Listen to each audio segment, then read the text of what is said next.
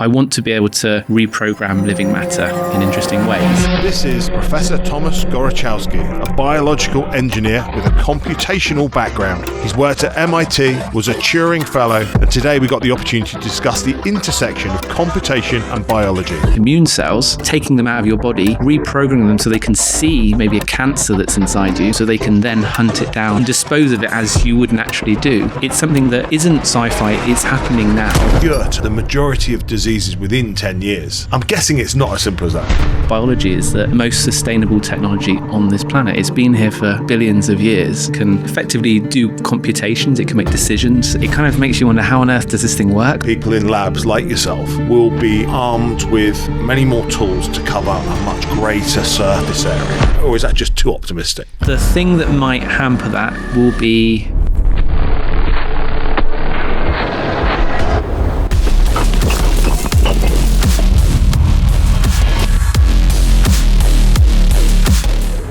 your work is in understanding and the engineering of biology, engineering of cells, right? That's correct, yeah. So if we talk about simulation theory, getting to the bottom of to whether we are part of some programmatic environment, it actually, weirdly, there's an intersection with what you're doing, surely. It's it would be a very recursive thing because we're probably trying to come up with simulations of things that are maybe being simulated. I don't know, yeah. There's a lot of...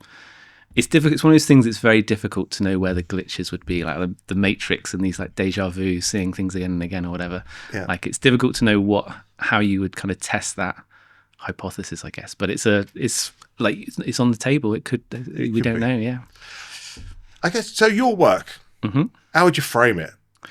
How would I frame what I do? So I guess I would definitely class myself as a biological engineer. So I'm an engineer by training. I started off in more computer engineering, and I've moved into kind of biology after I was kind of had this enlightening moment of actually being shown all the stuff that's going on inside us and in the world around us. Yeah.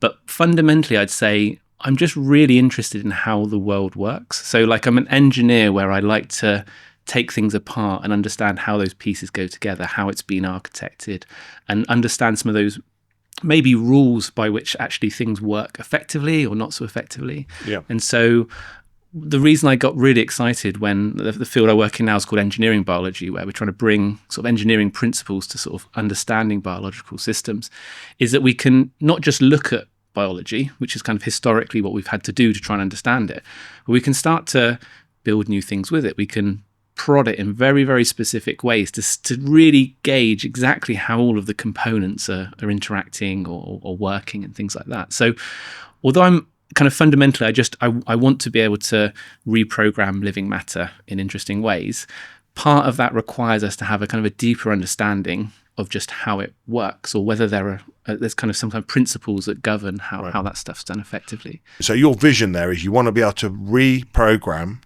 how living matter works. Yeah. So help us understand that. So that's the goal. Yeah, I think so. So yeah, I'd say biology does lots of very interesting things. Like if you look at the world around us, it can make things, it can kind of develop in different ways, it can recycle products, it can effectively do computations, it can make decisions, it can look at the world and decide on things to do.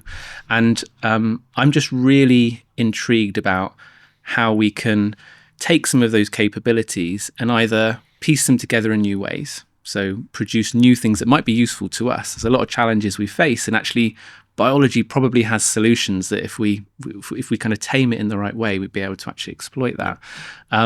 But also potentially like augmenting biology with kind of new to nature functionalities. So there's kind of reprogramming innate capabilities, but also extending that in useful or interesting ways. And I think realistically, like when you look at things that we build or like we engineer in like a classical sense, like cars or computers, all of the things that those systems do, you could in theory make parts of that with biology. And the nice thing about biology is that it is the most sustainable technology on this planet. It's been here for billions of years.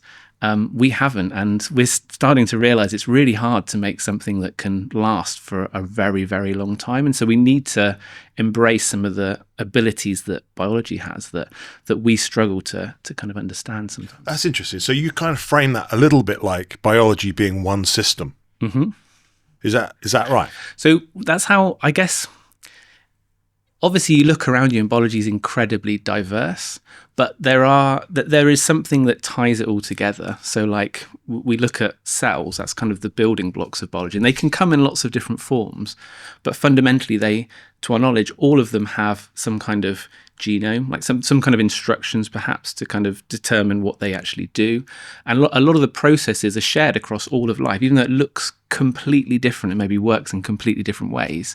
Fundamentally, a lot of those kind of underlying processes are either similar or potentially absolutely identical. And so the diversity you see is more around elaborating on using those biological, as I would call it, principles or components or processes to do weird and wonderful things that are actually necessary to survive and reproduce and replicate. So I don't see different parts of biology as being separated in any physical or kind of conceptual way. They're all part of the same thing, but obviously they've evolved and adapted in different ways, and that means they may have picked up different skills that other parts of biology wouldn't. And so that's why studying the whole of it's really important to kind of understand what the overall capabilities of the technologies, I would call it, is in some way. And you want to get into that system, understand how it works, and then start to influence the outcomes of it. Exactly, yeah. So make use of it, harness some of those capabilities in ways that are potentially really useful to us. And we obviously, like I keep sort of going back to other areas of engineering, so say mechanical engineering, there are certain rules that we've learned about how to work with metals or certain geometries that allow us to build certain types of device that are really valuable. I think with biology, like I said, we're really not limited. It has so many different outlets that's why I get really excited. Like one of the reasons I got really interested in computers is I was kind of exposed to them when I was very, very young. So my dad did some computer programming, and we had like a very rubbish computer at home that I could like type on and things like that. Yeah. And what it opened my eyes to is the fact that like a computer isn't like a set of Lego bricks that you can only build physical things. You can do kind of anything on a computer in some ways, and you can connect it to lots of other things. And it's that kind of generality of being able to program that substrate that gives you all these new opportunities that you wouldn't necessarily have in other fields. Like you're saying, if you're focused on a very specific part of mechanical engineering or a specific part of some other area of engineering, you're kind of already limited or constrained. With biology, there is no boundaries on those things. It's physical, and the information processing is physical. There's no separation. It's all combined. And so there's a lot of interesting opportunities, I think, for if we can understand how to harness it better, to really make inroads on all sorts of areas of kind of everyday life that are going to be really, really important. When you talk about principles then, you're talking about really getting into understand how you can influence them, which gives you this generalized ability to influence biology. Is that what you're talking about? Exactly, yeah. So I have to be careful here. Like we have these kind of laws of physics. Like physicists like to think of the world like if you can write on a piece of paper some very simple laws, and that would then determine like how a lot of very complicated things in the universe actually function.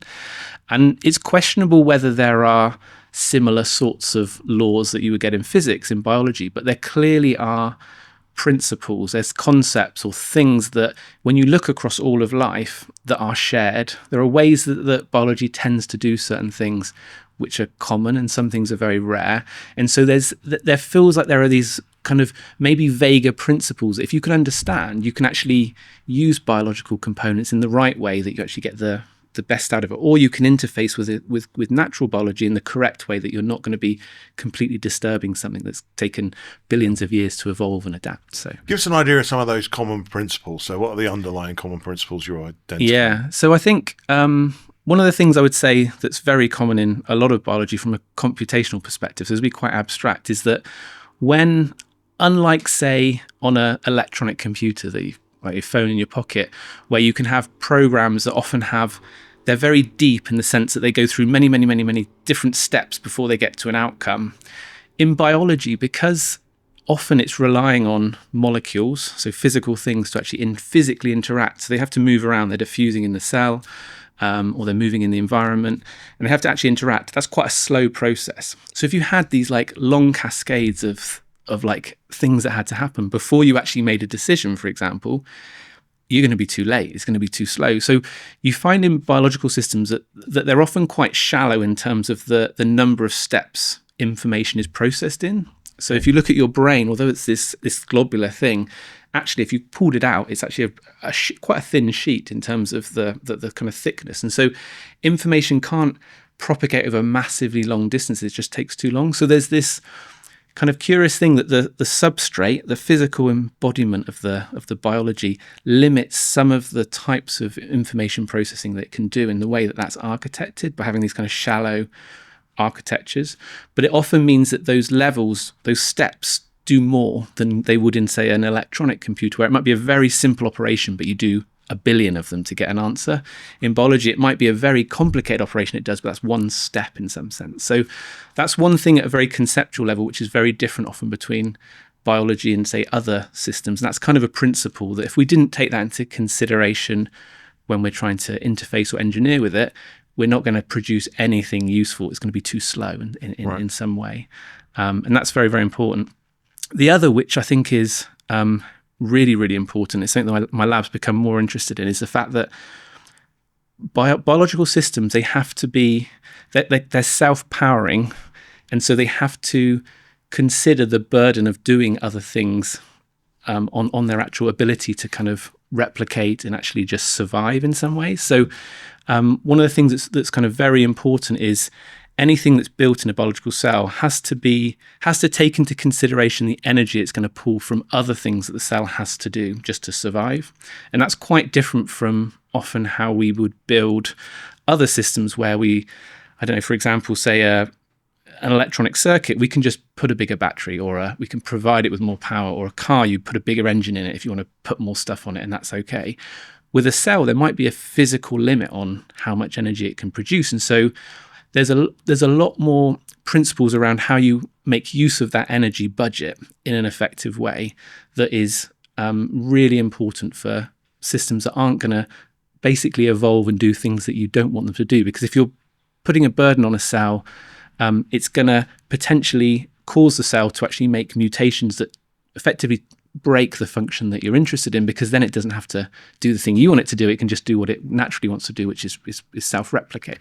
So I think there are kind of very different problems when you start thinking about engineering biology as opposed to how we classically would think about engineering in other areas. And that's kind of, I think, one of the really interesting things is kind of elucidating some of those kind of core concepts and principles by which we can actually go about potentially doing that. That's really interesting, because we say that necessity is the mother of invention and innovation.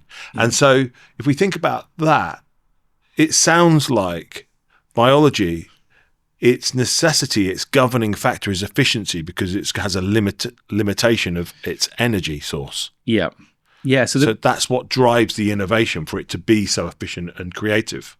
Yeah. So I think in part, but it's even more complicated, which is always the thing in biology thing. So you're completely right in the sense that if you're more efficient than every other cell around you and you can replicate faster, then you're likely to propagate your genes, and actually you'll dominate that environment. But you could also, another way to kind of win in that situation is, well, actually, everyone's in this environment doing the same thing. What about if I have a new innovation? I make a new protein, so a new molecular machine that allows me now to make use of this new food source that no one else here can actually make use of. Now I've got free run. I don't have to be efficient. I can be almost like separate myself from the crowd and actually then innovate myself in that particular space. And so the demands are very. It's not like there's just one energy source. There's lots of ways you can produce energy. There's lots of ways that you can be fit in some ways, and actually, and that's why biology is really complicated, because you have all these confounding effects of different ways that organisms can survive, and it becomes this big kind of horrendous game where they're all kind of competing, and that's what's effectively leading to kind of certain things being found more commonly in certain cells, and these principles kind of being driven out, is the fact that there are certain ways of being able to respond to certain types of environment or certain types of demand and all that kind of stuff. But is that the most significant governing principle, though, energy? Even the example you gave there, it's kind of found an energy efficient way of doing something because energy isn't abundant to it. Yeah. I guess the main principle in biology is the fact that you need to be able to replicate. So that's kind of, and that is very closely linked to availability of resources, because you can't make more of yourself without having access to those things. Okay. And if you can make more of yourself quicker, then you're replicating quicker, then you have to be more efficient in some way of making use of those things. So there is definitely a link, but I'm not sure efficiency as the way we think about it is necessarily it's maybe a slightly softer idea of efficiency in terms of efficiency with some kind of competition aspect there as well, because it's all down to, you're never on your own, you're always competing against other organisms that are in the environment. And so it's efficiency with the constraints of what other organisms are doing around you, what they're competing for. And so there's that kind of tie between those two things, which I think is probably really, really important. But I should say, like, these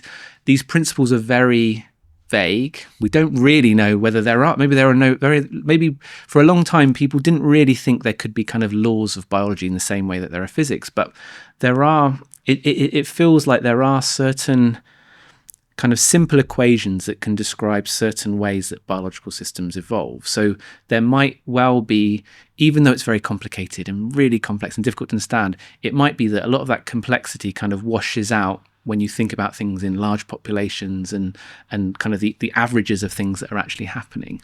But a lot of this is still very open. We don't know. And that's why I love the field. I think it's super exciting to be somewhere where there are lots of answers we don't know at the moment, which is great. Before I came into this, I spoke to a few people about what you're up to today. Actually, I'll be talking about DNA reprogramming. They're like, what? I'm like, surely you've heard of DNA reprogramming, this whole bioengineering stuff, the fact that, big part of our future. And a lot of people predict that this is going to have a massive impact on humanity over the kind of longer term. Yeah. Where are we in this DNA reprogramming world today? What applications have we got of it today that you see? So yes. I think there are some very clear things that you see every day. So although it's not necessarily reprogramming, there are a lot of foods you eat, so things you like, cheeses, things like that, they're effectively biological products of microbes, often that have been selected with certain traits or put together in the right way to give you the flavor profile that you want. So that's to me, that's a biotechnological product that you would eat every day. What's really interesting is that when you make, say, for example, yogurt, it's really hard to do that on scale because you might have contaminants or other things might infect it. So making those processes really efficient is difficult, but there's work where they're trying to produce these kind of strains of bacteria that are maybe immune to kind of common contaminants, so that you're going to have a product that's a process which is much more reliable. So that's kind of one area where this reprogramming is really, really, really important. And I think probably the main area that people will see it in their everyday life is through kind of bioproduction. So using often microbes that have effectively what's known as these metabolic pathways. So these are effectively getting microbes to produce small sets of proteins which act as enzymes. So they're able to convert chemicals from one type into another, and they push kind of sort of metabolic fluxes within the cells that are naturally there towards products or chemicals that we potentially want. Right. So like there quite a long, maybe like a decade ago, there was a lot of interest in making use of biofuels. So taking, for example, sugarcane, fermenting that with engineered bacteria that could then produce ethanol that you could mix in with fuel mixes to actually kind of power your cars and motorcycles and all that kind of stuff. And that kind of idea of using fermentation of a way of effectively, rather than doing chemical processes in factories where you have kind of the various steps physically separated in big vats and things like that, which are very complicated and difficult to run and often run under very toxic conditions. So this might be incredibly high temperatures. They may have byproducts which are very, very toxic to life. Using effectively cells or microbes as little microscopic factories where you can do all the chemistry, but inside that little cell, to produce the thing you want with a lot less harmful byproducts, effectively. Right. And the difficulty's always been, and it still stands, but we are at a tipping point, is that because petroleum's been so cheap, often a lot of the chemicals we use come from petroleum in some way. And so the economic forces are really against using fermentation, because you have to have a process that's like not just insanely efficient, but like the feedstock has to be insanely cheap as well and not impact upon food supply and other things. So there's been a lot of like sort of advancements over the last kind of decade to try and firstly improve the efficiency of some of these processes, but also to think more broadly about how you fit into the world we live in socially and politically. Like a lot of products are kind of, governments will kind of favor, or they'll provide subsidies for, and to make a transition to something which is going to be much better for the environment, it's going to be sustainable. It's not something where we are going to have kind of fluctuations in price if oil goes up and down. It requires more than just new technology. It requires the technology with the social constructs around it to really support it in some way. But bioproduction is one area that does affect all of our lives, because actually quite a lot of products now, they may be derived from fermented, engineered microbes that have actually produced them, which is really, really interesting. The other area maybe to highlight is also in medicine as well. So there's lots of excitement around potentially coming out with new therapeutics that don't necessarily take the form of a small molecule, which you ingest and then potentially has off-target effects that you can't control for, but using microbes, or even potentially reprogram your own immune cells, so taking them out of your body, reprogramming them so they can see maybe a cancer that's inside you, and reintroducing them so they can then hunt it down and dispose of it as you would naturally do. And that's super exciting, because it's like I said, it's making use of this innate capability that we all have. And for medicines, the best way to have no off-target effects is to use the processes that your body naturally uses for removing diseases or eradicating them. And so I think, especially around the reprogramming aspect, that's an area that I think is going to. We're on the sort of the tipping point again. There's a lot of regulation and other aspects that have to be brought in as well, and we have to think about like the safety elements and things like that. But it's just super exciting that we can even think about doing that. Like it's almost like sci-fi. If I've asked someone like 20 years ago, you just wouldn't think that would be feasible. But just this ability to harness innate capabilities in cells just in slightly new ways, it opens up all these cool opportunities. And I'm sure that I've seen applications of this. So that it's actually happening, isn't it? Where they are using the ability to change the behavior of a cell to drive medical outcomes within the body already. Yes. So there are clinical trials around it. So CAR T cell therapy is the one that people will often heard of, where they will literally extract effectively the immune cells from that patient, and then they have to go through a very expensive and difficult process of actually affecting effectively the receptors. So these are like the little docks on the membranes of the cells that allow them to detect whether something is self or not self, and so they reprogram those to effectively detect the specific cancer that person has. And then obviously those cells, once they're reprogrammed, can be reintroduced, and then when they interface with that cancer, they want to kill it. That's the problem with cancer. It's still your own cells, but they've just malfunctioned in some way. It's very difficult to make a distinction. So I think it's something that isn't sci-fi. It's not something that might be coming. It's happening now, and it's a lot of the challenges, like I said, are economic, they're social, and it's getting those bits squared away, which is actually, in my view, probably more important than some of the technologies. I think we have some really cool technologies that could already start to have a really positive impact on the world, but we need as a society to decide, is that the route we want to go down? And how do we want to regulate or control how those particular technologies are used? And that's like a really important part. How broad an impact do you think it can have on health and medicine? I would say it could affect every element of medicine. So partly because most drugs that we produce nowadays for combating certain diseases, they're often small molecules that have a very specific structure which interacts specifically with the disease in some way that kills it, basically. Yep. Now, historically, we haven't had the ability to understand how to make things that have just the right shape to do that particular function, to fit in the right place to stop the disease in its tracks. But now what you're finding is that, and we were talking earlier about this AlphaFold and these other sort of AI-based models, they're providing us with a way of producing biological structures that are rationally designed. It's not that we're putting together a sequence and just hoping it has the right structure. We can actually design the structure quite exquisitely, and that allows us then to interface very specifically with just the disease and not other things that you don't want to have to mess around with in terms of causing off-target effects.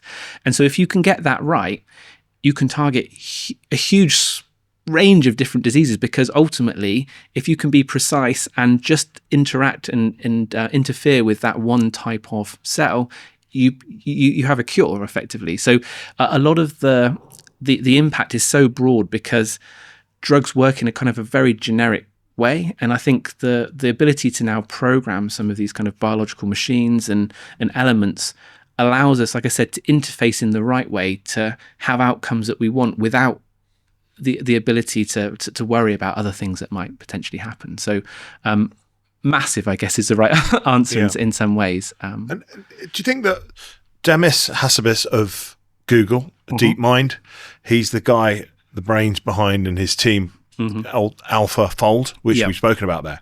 He's talking about the fact that there's a good chance that there's a cure to the majority of diseases within 10 years. I'm assuming this technology would be one of the technologies which underpins that. It's the vehicle to deliver.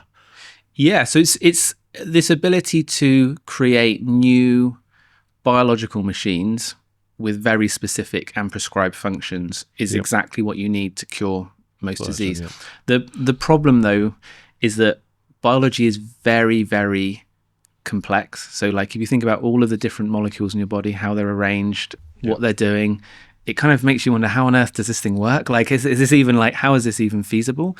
And so the idea is the idea that a disease is caused by one thing is in some cases true, but not in all cases. And it's really difficult to know sometimes what the cause of a particular ailment is, unless it's like an infection. It's this organism, you can see it.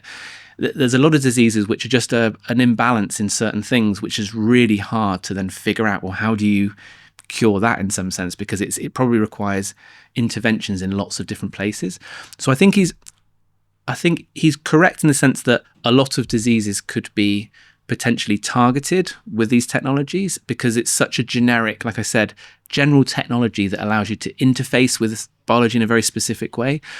But the bigger problem then is if you don't understand the biological systems at that level, understanding what a disease is can be very, very difficult. And we still don't have a really good understanding of how bodies work. That's why we have to do clinical trials and things, because we don't always know how something will interact with this. That's why you have to go through those processes. It's very, very difficult. And is that process being sped up, though, with technologies like AlphaFold? Yeah, so definitely. So AlphaFold's a good example where when they released the kind of the flashy press releases with AlphaFold, one of the things that they decided to do was actually to release the structures of effectively all of the proteins, which are like the molecular machines that make up your body, effectively. And that's really valuable because it immediately gives you information about what shapes there are in your body that could be targeted by things that we might already have. So we have small molecules that we know the structures of. We can immediately go through that encyclopedia of protein structures and figure out, actually, do these interact with these in some way, and potentially also find off-target effects. So if we put this new thing in that we think is going to eradicate or affect the disease in a beneficial way, is it going to interact with other things that we're not thinking about in the cell? And historically, we couldn't do that. We would have to screen, either like actually try and do an experiment on a massive scale, or you do trials and you just look to see, is there a side effect? Isn't there? And that's also so human dependent as well. We're all different. It's very difficult to know at what point do you then say, well, actually, this is okay to use or not. Like, the risks are very difficult to figure out. So the technologies have definitely helped to broaden our ability to in silico or virtually screen a lot of potential things that we could use for medicine, which I think is completely transformative, I think, in that way. So talking about being completely transformative, when those press releases come out with AlphaFold, a lot of people were sort of like me, like, oh, time to put feet up. Yeah. All the problems solved. Yeah. Just jump on, guys. Just jump in there, play God for a few days and come up with a load of miraculous, like get into the real detail of it. And this system will run all of the algorithms we need to understand exactly what all the answers are to our problems. Yeah. I'm guessing it's not as simple as that. No, So I guess biology is a bit like it's like one of these onions where you undo one layer and there's another layer underneath. It's a sort of Russian doll analogy. So like AlphaFold and AI technologies around kind of structural biology, they would call it, have been really good at helping us understand effectively like the Lego bricks that all of the shapes that things make up. But those Lego bricks in biological sense often are not static. They don't take one form. They might move around. They might interact, and they're kind of more malleable than a single thing. And AlphaFold fundamentally will give you a single structure that it thinks is most likely that this protein will be found in. So the dynamics of these proteins, which is essential to their function often, is not captured by AlphaFold. And so that's an area where there's a lot of research where people are trying to understand how to bring that in. The difficulty there is that AlphaFold kind of lent on a very, very large corpus of data that had been collected over a long period of time in a very precise and rigorous manner. So the data they were using was nice in a sense. Right. Dynamics is really hard to experimentally measure. So that's a even harder problem in a way. But like the AlphaFold showed, it's not impossible to use some of these techniques to actually generate something which is way more accurate than some of the previous approaches we use. So I think people are now open to the fact, well, actually, if we can figure out ways of collecting the right data or setting up the right, maybe we can have something that can give us even more information about how these things work. Yeah. The other thing is like proteins aren't the only thing in biology. If I speak to a protein scientists, they'll say no, they're the most important thing, and they are really important. But biology is more than just proteins. It's the organization of proteins. We spoke about DNA. The way things are encoded is very important for how cells work. You have RNA in cells as well, which is another type of molecule, which is important in other sorts of ways. So there are so many different facets of a cell that we don't have an AlphaFold type model to understand. Right. There are efforts to try to build in kind of the computing space, you have these kind of foundational LLM type models that you can talk to and things like that. Yep. In biology, it would be amazing if you could have a foundational like cell type model where you could understand how things would change if you kind of manipulated different aspects of the cell itself. But we're very much at the beginning of that journey, partly because it's incredibly multimodal. LLMs obviously are ingesting lots of text, which is kind of in one type of form, which is nice. In a cell, you have different types of molecules. You've got structural things. You've got all this sort of weird types of data that you somehow have to bring together. And it's not really clear how to do that effectively. And so I think it would be wonderful to have this kind of foundational model of AI for a cell that solved all these problems. But we're still lacking often the insight and the data to train those sorts of things. Although people are trying in different ways to build foundational models for aspects of that picture in a way. There must be an explosion of investment into that, though. Yes. Oh, yeah. There's a lot of interest in. So you said in the medical space around being able to do virtual screens of, for example, antibodies or other therapeutic molecules, because rather than having to have a massive lab where you physically screen things, you can now go and hook up to your nearest data center and just run it through your kind of AI pipeline. And so there's an ability to be much more agile, which wasn't there before in terms of the pharmaceutical space. So yeah, that's definitely one area where there's been a lot of investment, but there is a lot of investment mostly from philanthropists. So this is where they kind of appreciate that the ability to understand biology in some kind of foundational way would have a huge impact on humanity in terms of, like I said, what we could potentially do, and just understanding our place in it and how we can also kind of like nurture nature in a way as well. We're not very good as a society always in doing that. Yeah. And so there has been a lot of investment in quite interesting ways of building these models. So there are institutes in the US that are trying to build what they call these kind of genome foundational models, where you take kind of DNA sequences of cells, and you try to understand, not just at the DNA level, but the RNA level and the protein level, what will actually happen when you change the sequences and things like that. So there's been a lot of investment in that particular area. And then the other area where there's been a huge interest, literally in the last 3 or 4 years, has been in this gap where we have a lot of compute now. So there's been a lot of investment in infrastructure for, you see OpenAI in their latest, 100 billion things and for their data centers and things. So we have a lot of compute available to us, but in the biological space, we don't always have the data. And we don't always even know what the right experiments to get the data is. And so trying to speed up that pipeline has been where you see a lot of investment in terms of what you call like AI scientists. So being able to digest the whole of the scientific literature that humanity has ever created, to understand if there's more in there than one human scientist can realize, and then exploit that to make good decisions about new experiments to understand what's actually going on in these biological systems. So there's been a lot of startups that have kind of emerged around sort of linking lab automation with these kind of AI systems to actually inform the experiments that should be done, and then actually carrying them out and having this kind of feedback loop to actually learn what's actually going on. And even more interestingly, actually, more recently, I noticed not just taking the humans out of the loop, just helping the humans do science quicker is also like an area where there's been some investment. So I know there's a lot of excitement around these kind of agentic AI, where you can have kind of specialized agents that can carry out certain tasks for you, maybe in quite a narrow domain, but they're maybe pretty good at doing that. And one of the things, if you ever come into the lab, you'll realize is that there are a lot of mundane things we do, and we spend a lot of our time doing.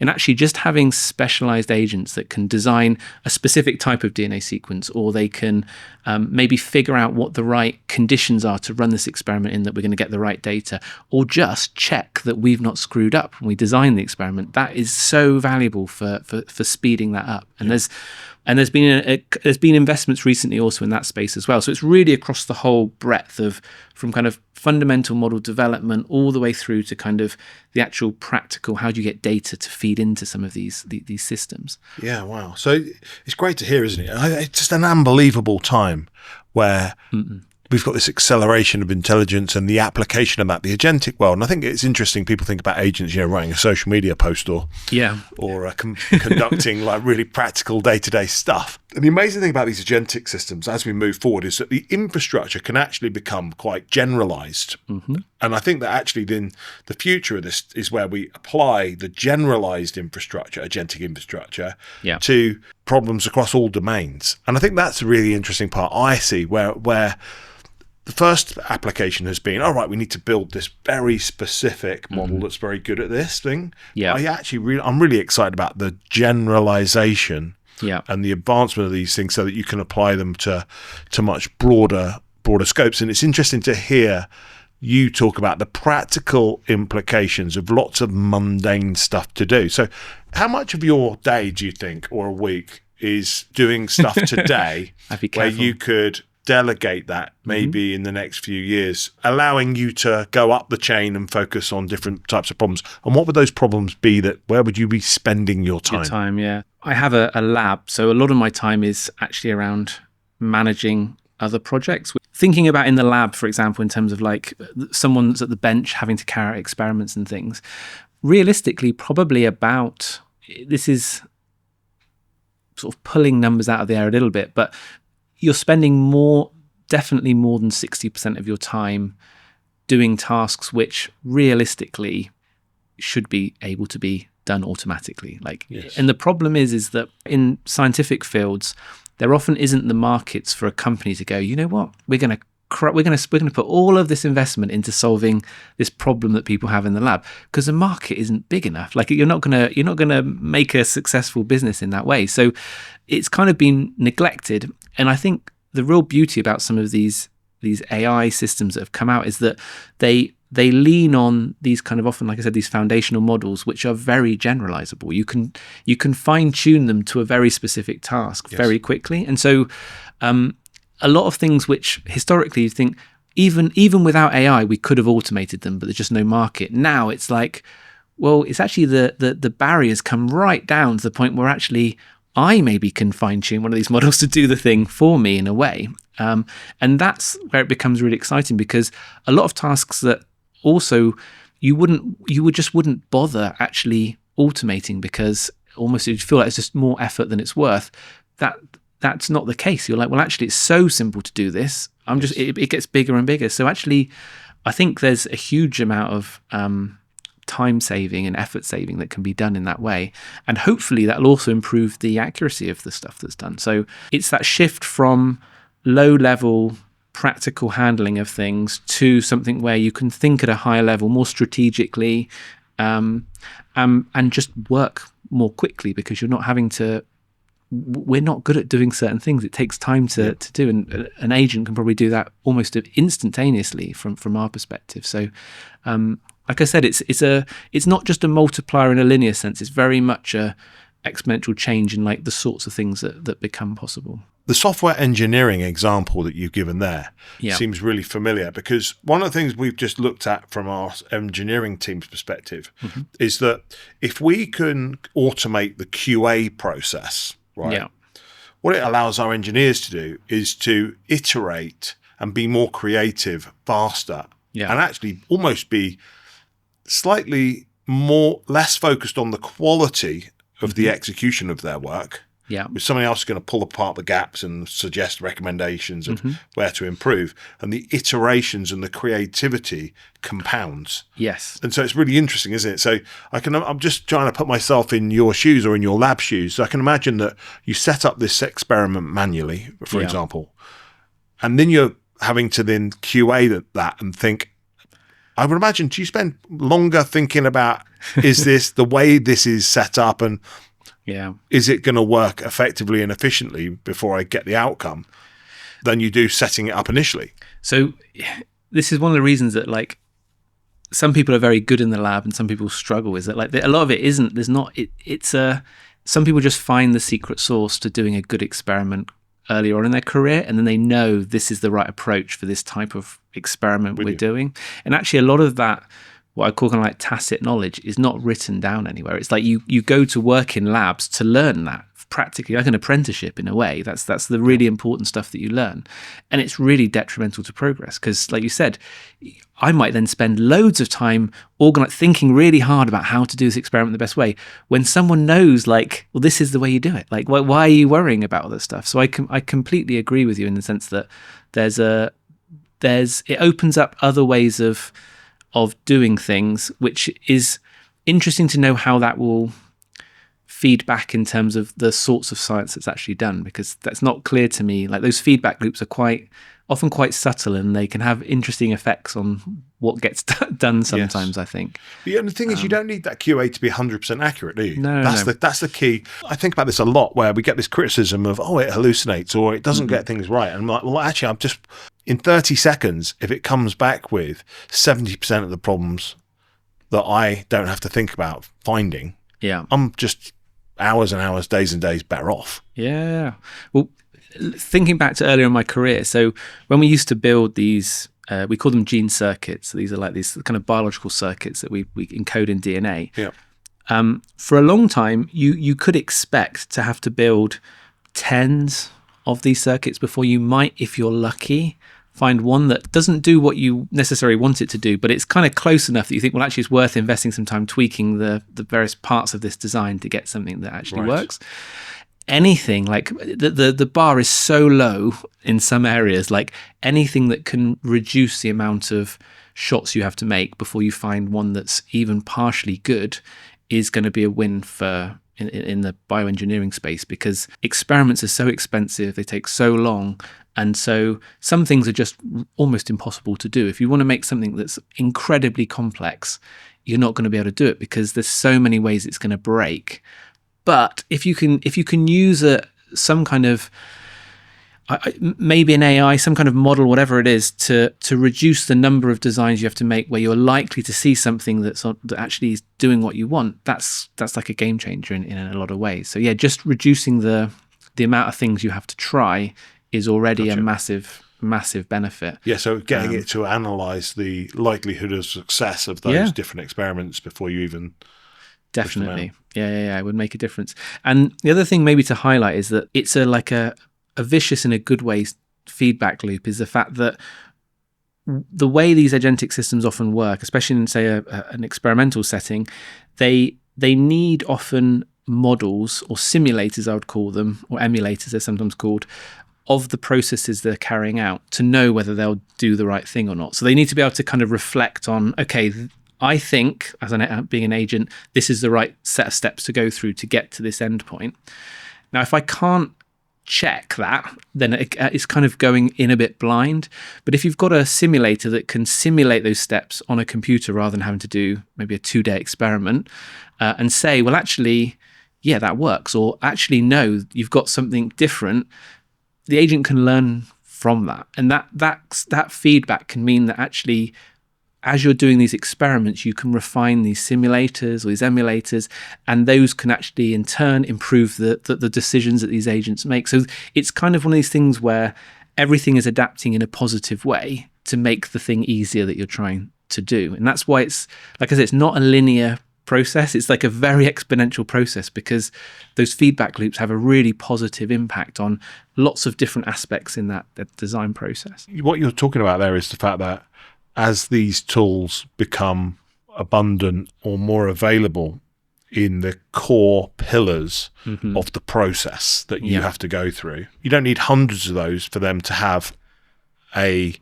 compounded impact to create real velocity in the work that you are doing. You just need to cover the bases, the kind of main principles. Is that where we're going with that? Yeah, exactly. There are like, it's like in any process, there are pinch points, and it's like if you can figure out how to alleviate those, everything becomes easier. And like you said, I'm not advocating necessarily that every part of every experiment needs to be kind of offloaded, because actually there might be aspects of it where, for whatever reason, human insight is really valuable in making the right decisions. But we don't really know where those points are, because we've not been in a situation to have that system to play with. And I think being a good scientist, we should be open to different approaches to how to do this. And I think that's why it's a really interesting area, I think. We shouldn't expect AI and technology to solve the problems the way that us humans have solved them. Yeah, exactly. There might be a better way of doing it. Who knows? Yes. We have the ability to have deep context, right, and dynamic context biologically. But I had this conversation with Gorochowski last week, which was, I pick scale over that. I pick the ability to run fucking millions of experiments and algorithms or formulas.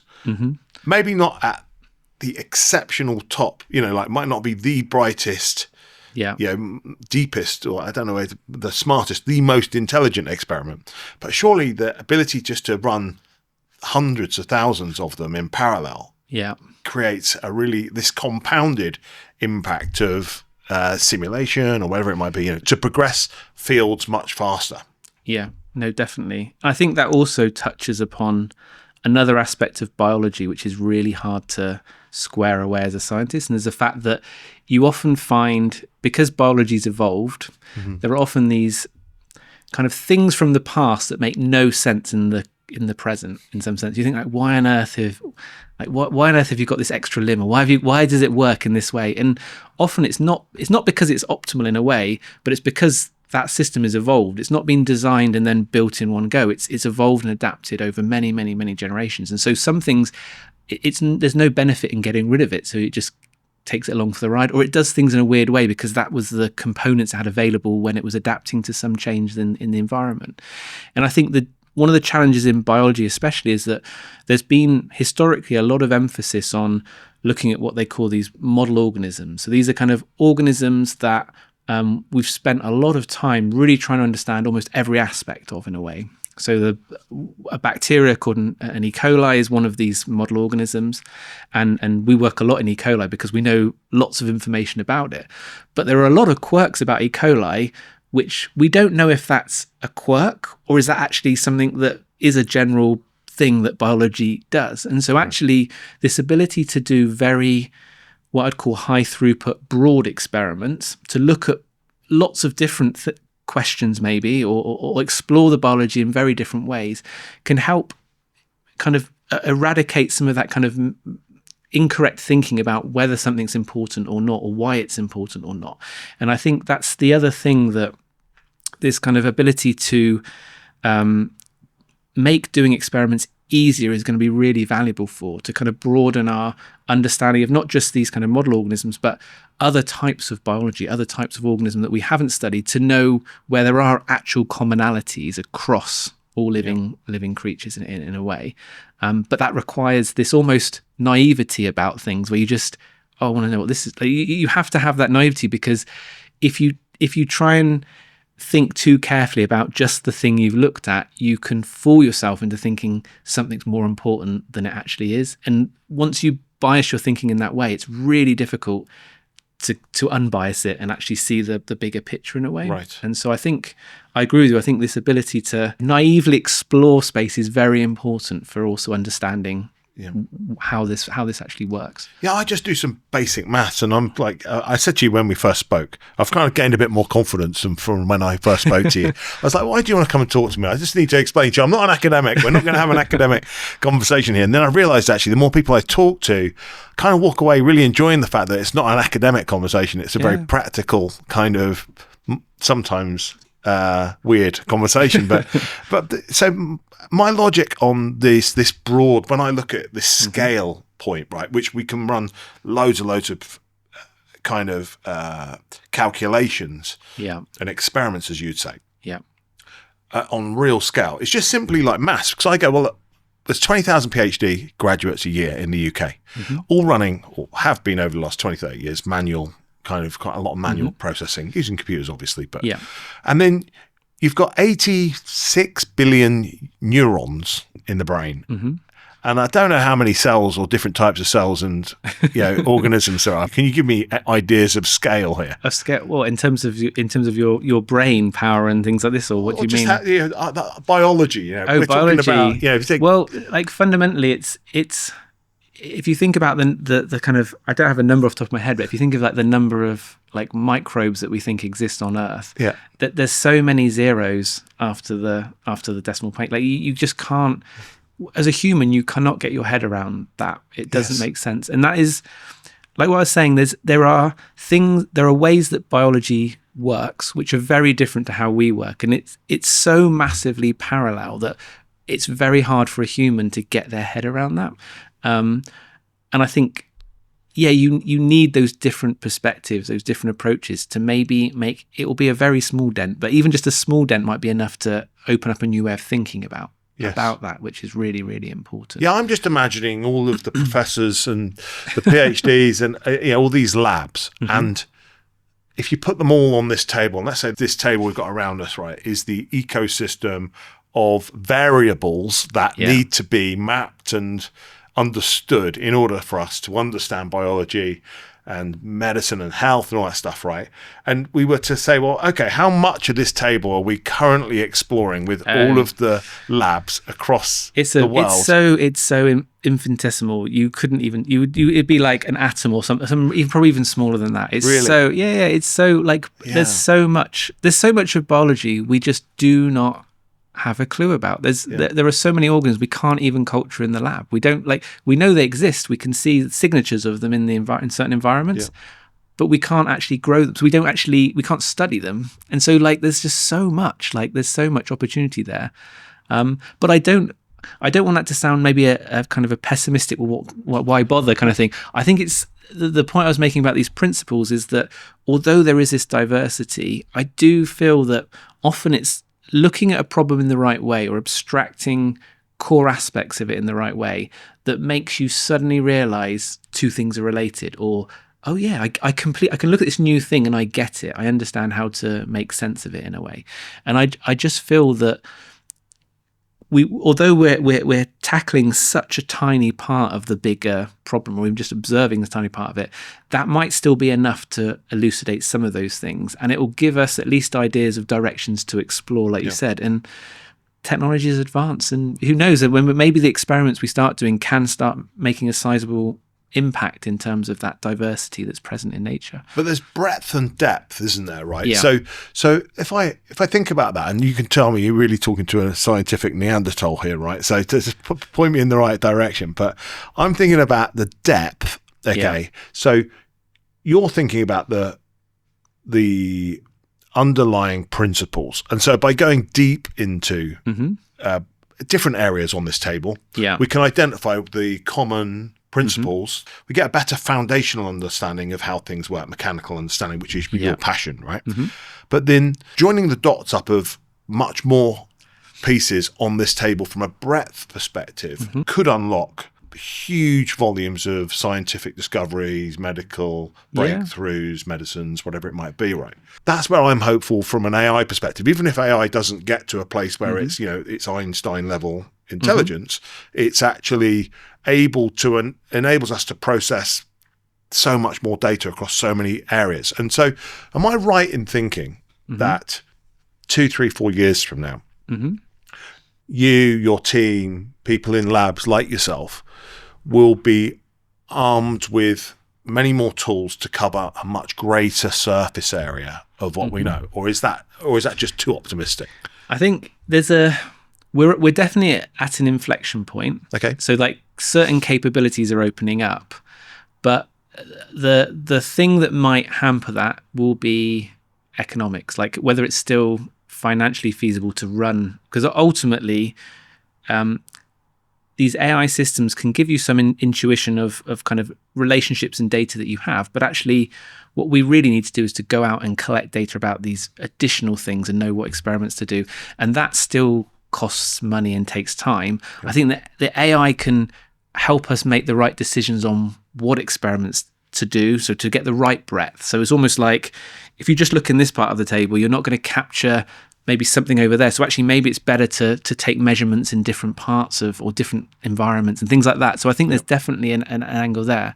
And I'd hope that there are already examples of companies that are starting to do this, build the tools that kind of make biology more accessible for some of these approaches, because not all types of organism are as easy to work with as the cells we work in the lab. Some are very difficult. Right. And so there are some technological barriers there that have to be overcome.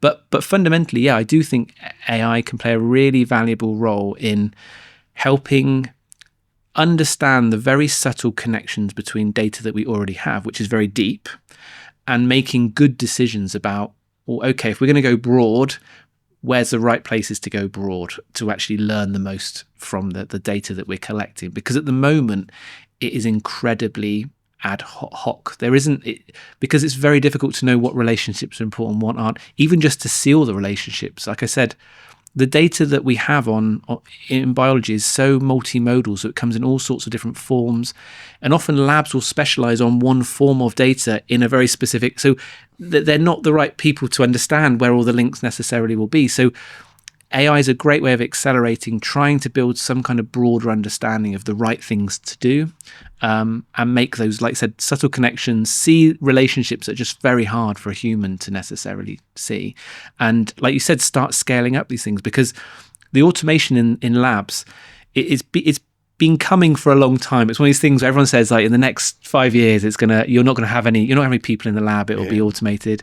And when I came back to the UK, my hope was there were these automated labs in shipping containers in California. I was like, awesome, I don't need a lab. I can just write my code on my computer and I ship it off, and they do the experiments for me and I just get the data back. That's not really materialized, because there are lots of, like with all things, there's a lot of hurdles, but you do start seeing that these very high throughput automated approaches are taking a foothold in certain areas, and that's only going to expand because it's a multiplier. Like, it's a technology which allows you to do one person to do more.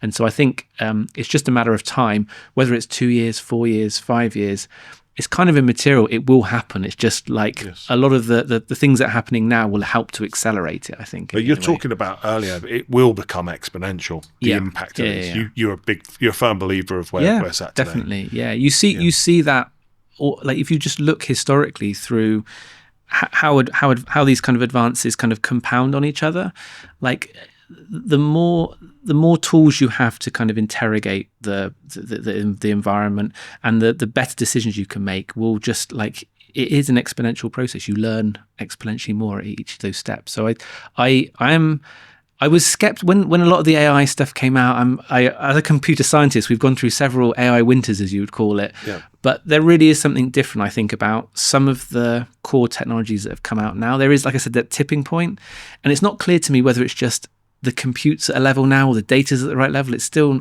think it's 100% clear, but we're at a point where we have AI tools that potentially can change how we do stuff, and that's super exciting for looking at completely new ways of doing science or new ways of doing whatever it is in terms of business. But that's where the kind of these exponential things are going to happen, is not doing the same and replacing it.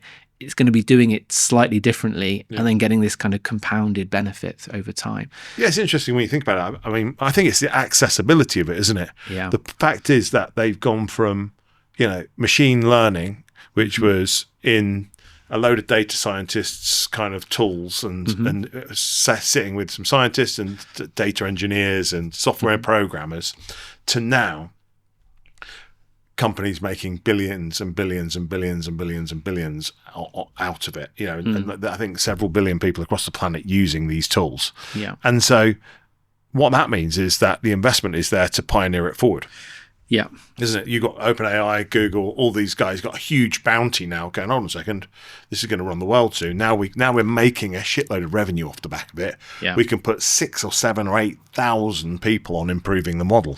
Yeah. That scale just wasn't there from an investment perspective 4 or 5 years ago, was it? No. And I think with a lot of these innovations, like I said, you need infrastructure is crucial. And like that hadn't also been built up. And actually it was the kind of the things we're seeing with a lot of these AI companies is that they are, if you look at all of them, they're investing massively in infrastructure because they know that that's kind of the foundational thing that's important to have.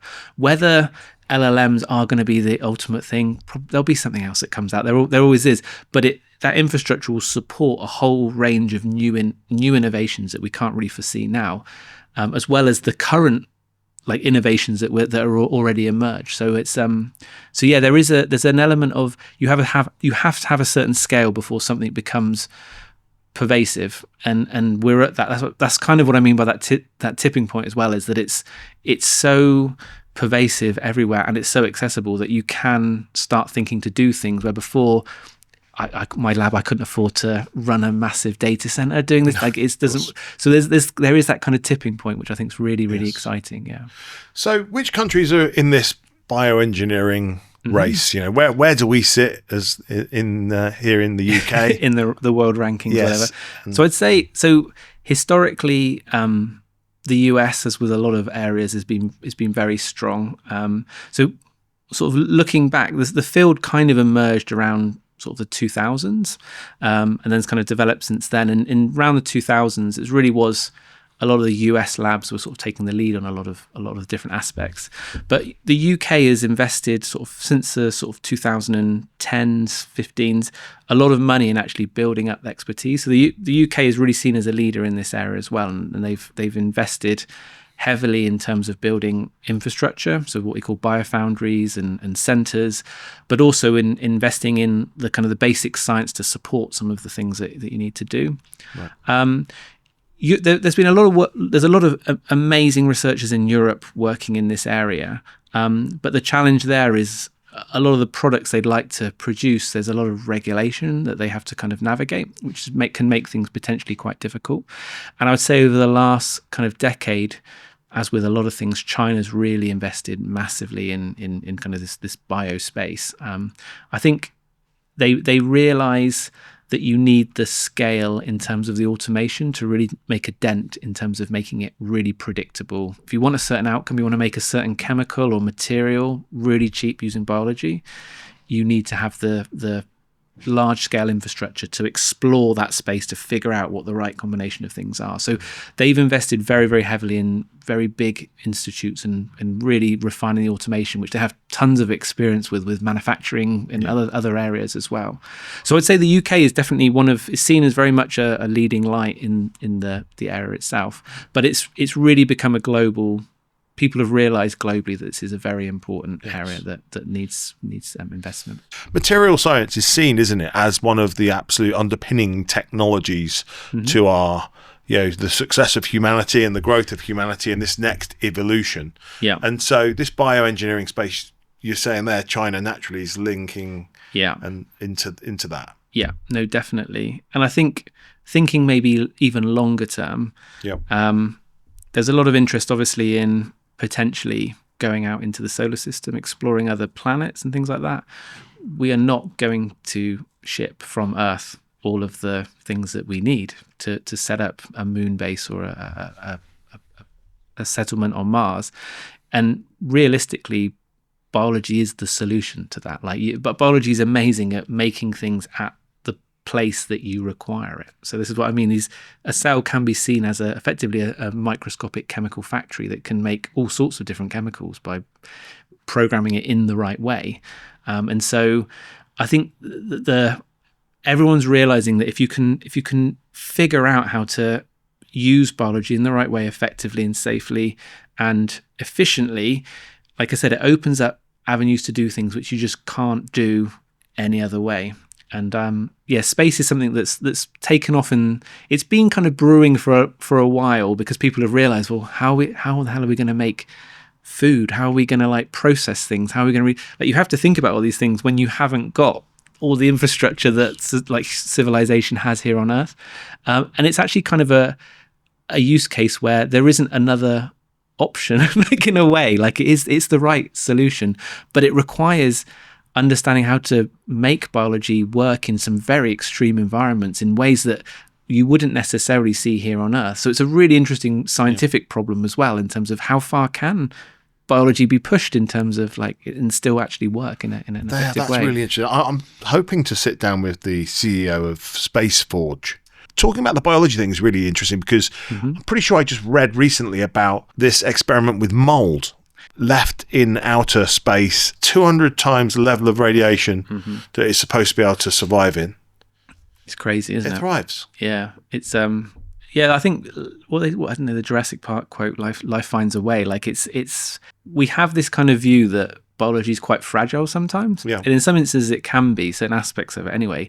But life as a thing is incredibly robust. Like I said, we wouldn't be here if it wasn't. But I think it's just really exciting to push those boundaries and see how these things actually work. And on the Chernobyl bit, did you read? I also saw something recently on this, which was obviously the Chernobyl area has actually blossomed into this unbelievable natural environment, which is because it's just been left alone completely.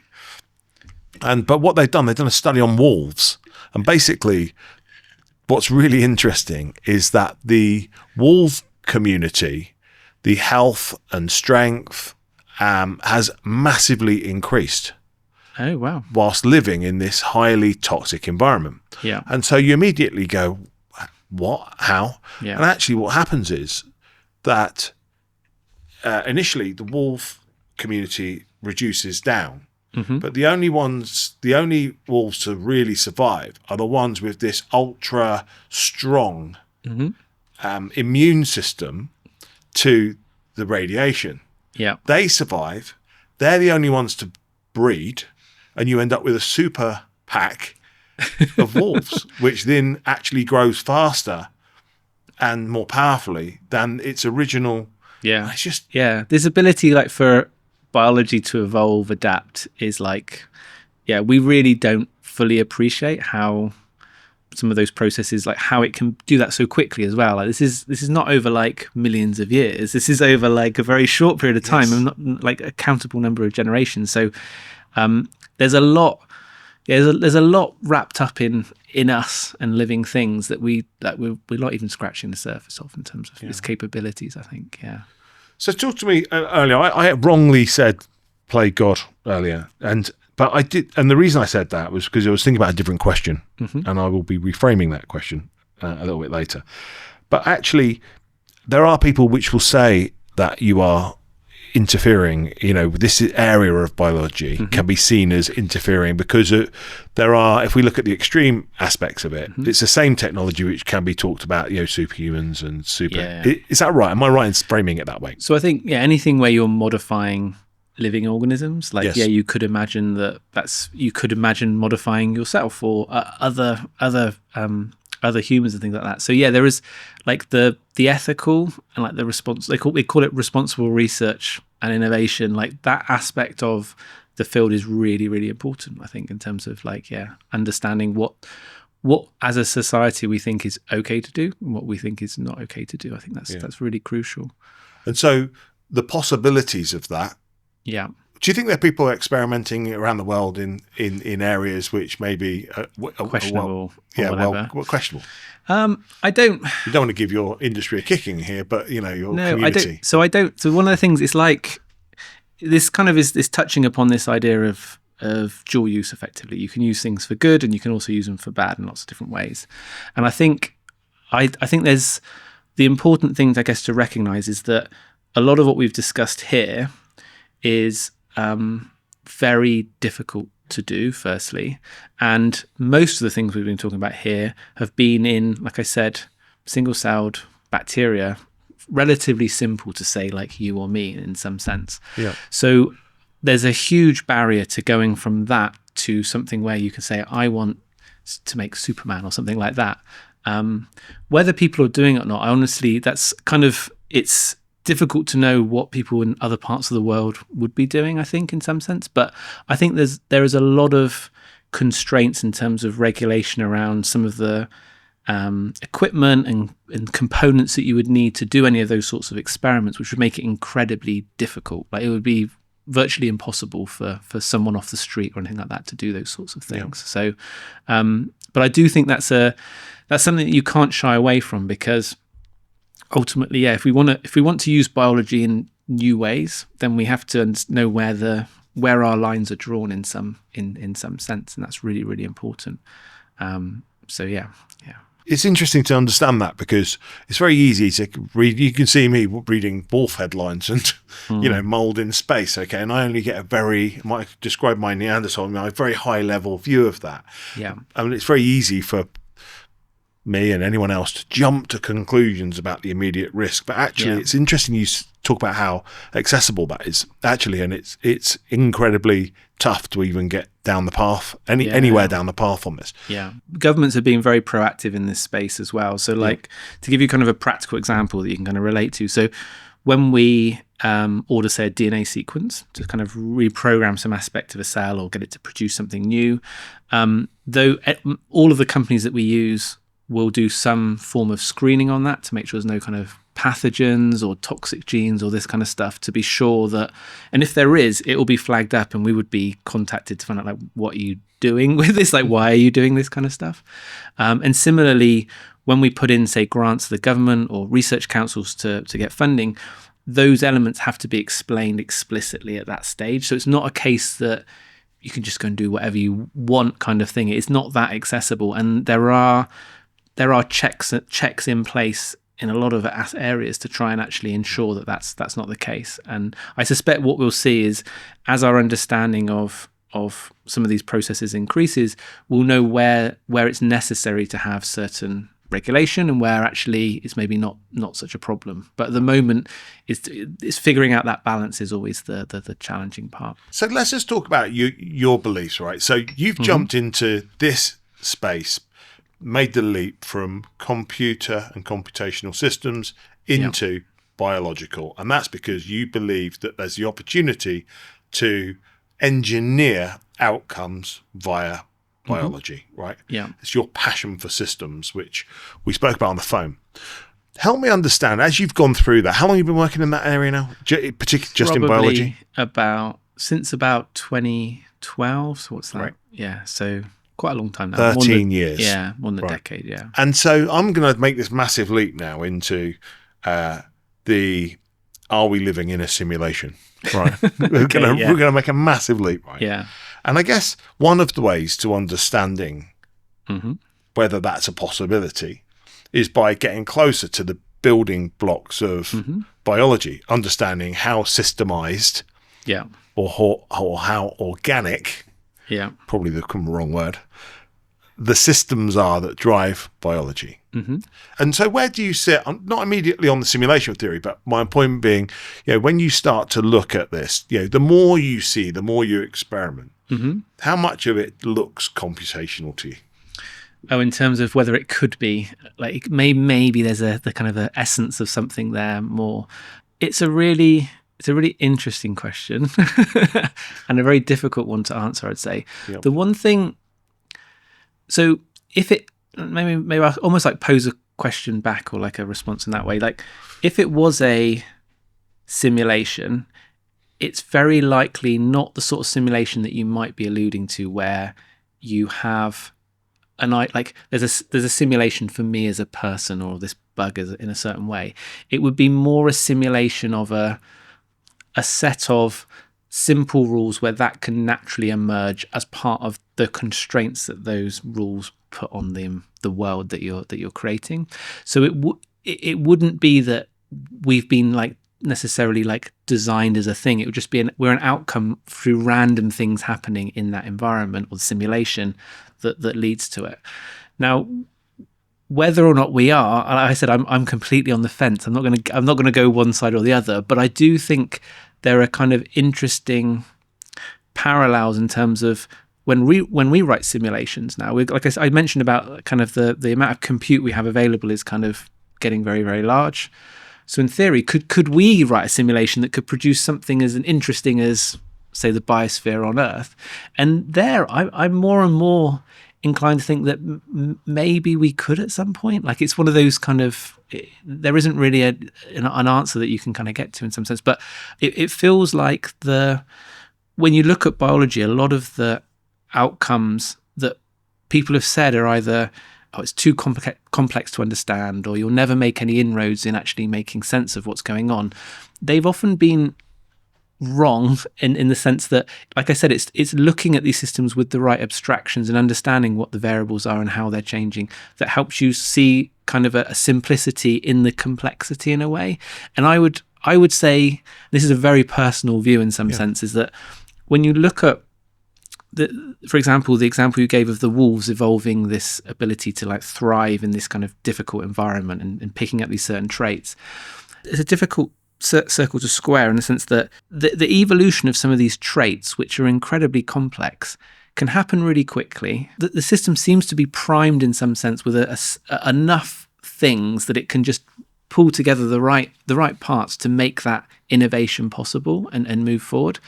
And so it feels to me like if there weren't simpler underlying rules or principles, it would be kind of impossible to do that, because everything would be so random that it would be very unlikely that you could put two things together and anything useful would ever happen. So I may be just going round and around in circles here, but it feels to me like there are certain regularities in the way that the world works, especially the living world, that kind of suggests that there's a simpler understanding that we just don't have yet of the complexity that we see. And I can't, whether that means we're in a simulation or not is another question, but it would kind of indicate that that's potentially a possibility, because maybe there are simpler things that are underpinning some of this complexity in a way.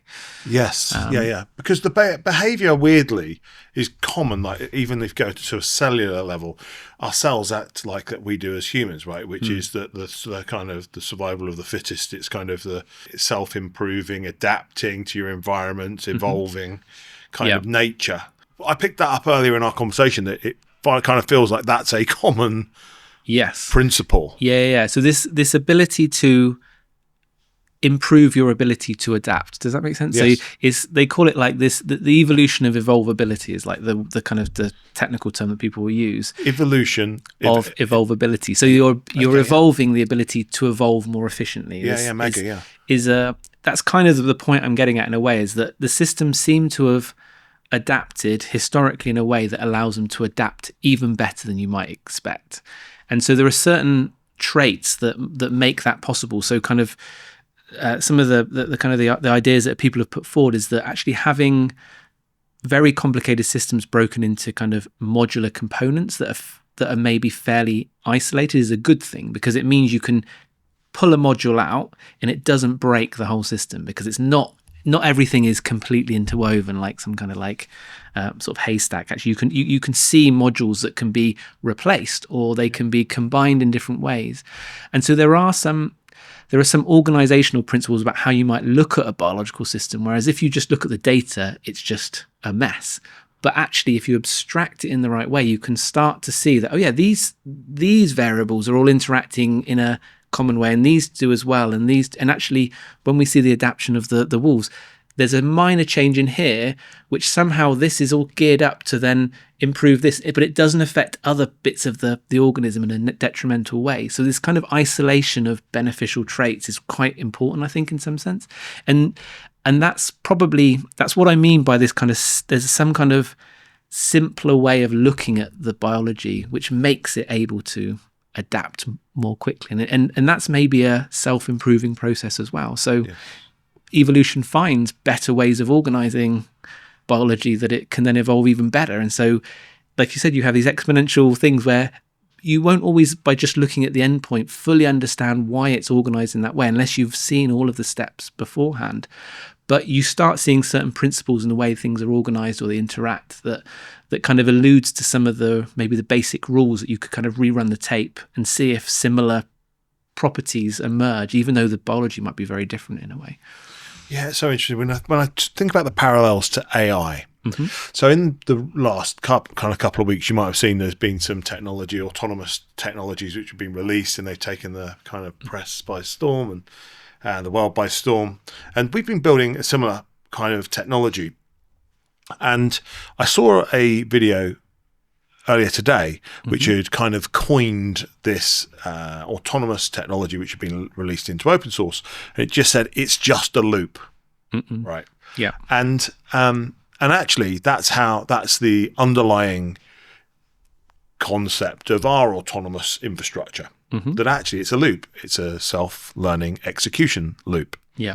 And so it's not inconceivable that there is a similar, and that particular autonomous technology that's gone open source has been coined by everyone as the most powerful AI application to have gone live, right? Yeah. And so it's interesting. When we see that, we see the same thing. And so it's complex to build. Yeah. Okay. But when you start to add loads and loads of different permutations and configurations and we call them configurations and parameters into that loop, it compounds. It really compounds. And so it's not inconceivable that something similar doesn't exist. I mean, not in biology. I mean, I'm not trying to aim to solving something here, but my point is you're coming back to there being a simpler, in reference to your simpler system. Exactly. We've seen that play out in the most powerful application of AI to date is just being coined. It's a simple loop. Yeah. Yes. I think you're spot on. And I think that in some ways, in kind of a very vague way, that is what evolution is doing. There is a loop of like reproduction, but differential reproduction. So some traits maybe reproduce better than others, or they produce different phenotypes, and then some form of selection to kind of pull out those that are better, and that kind of directs the actual system itself. It's the evolution of the AI system itself, which is kind of improving over time. So I think there are definitely parallels with those two things. And there's a really beautiful essay from Asimov Press, which goes in. It's a scientific fiction type essay, which thinks about this AI that's able to design. I think it's like microprocessors or whatever it is. Right. And so it designs microprocessors that are designed to help it infer things better or to train better and things like that. And there's this really interesting point where the AI can obviously fabricate these processes. It can run itself on it and see if it's better, and then it can learn what the properties are that make it better. But during that loop, as it gets better and better, obviously also can improve itself as well. And so you end up with this situation where it can't even inform its human operators why it needs to do something because it's beyond their comprehension in a way. And like you said, it's this loop of self-improvement, but in a physical sense, you're actually affecting yourself in a way. You can do more things each loop in some sense, which opens up all these new avenues that weren't there before. And it, like you said, it just compounds and compounds and compounds. So there's definitely something like that in the biological setting, which is just inherent in the fact that biological systems evolve. That's kind of that's the process, the loop that you're kind of alluding to, I think. Yeah, and I guess the other area, which is when I think about it from a practical perspective, I remember people saying we're going to run out of data to train AI on, and I immediately just jumped to this. Well, we'll synthesize it, right? What do you mean? I go, well, we'll just take. We'll take one piece of data which we've never added up with another piece of data, or multiply it by another bit of data, and it becomes a unique outcome. And so when we think about that, how does that play a role in biology as well? So maybe a good example is a lot of experiments produce imaging data. So like actually being able to look at an image and make sense of it is really important as a scientist. And image models have come a massive ways from kind of just registering, is it a number or a letter or whatever it is. But in order to do that, you need loads of data, like imaging data, to actually train an effective AI. And actually for a lot of experiments, there isn't the sorts of scales of data that you would see on the internet in terms of images. And so augmenting data sets by just like taking an image, rotating it or changing the lighting or cutting a bit out and moving it somewhere else, like being able to use data that you know's correct, but in manipulating it in ways which doesn't necessarily affect the validity of the data, but it allows the system to learn other contexts that it might see in a real experiment that you've never done, is a really good way of accelerating or improving the accuracy of the models you get. The challenge, though, with some of the, like I said, these foundational models is that there may be aspects of the biology that we just don't have any measurements for, but might be the linchpin between two things that you see doing something, but they're not directly interacting. They're interacting through this other thing that you can't see. And so if you don't have that data, you can't make the right inferences about or connections between the things you can actually see. And so I think it's that there'll always be this requirement to go out and look for more data. And in some cases, even not having huge amounts of data can still be useful because it can help us guide what the next experiments are that we're at least going to learn more from in some sense. So you're right, I think, in the sense that we can definitely make better use of the data we have. But I do feel it's a bit different in the sense that there's just so many things we just haven't even seen that we can't ignore completely. We have to try and explore those things with real practical experiments, have some kind of ground truth to actually sort of when you look at biological kind of evolution, so if you think about that self-learning loop, right, this loop effect, then you also think about the synthesis of outcomes. So if I put that into a really simple business-led scenario, okay. And so I imagine that our autonomous operating system in the future will be responsible for identifying new product services for our customers. And it'll do that from customer intent, right? So just a silly example, really, really simple example. I sell, 20 items and those 20 items come in 20 different colors.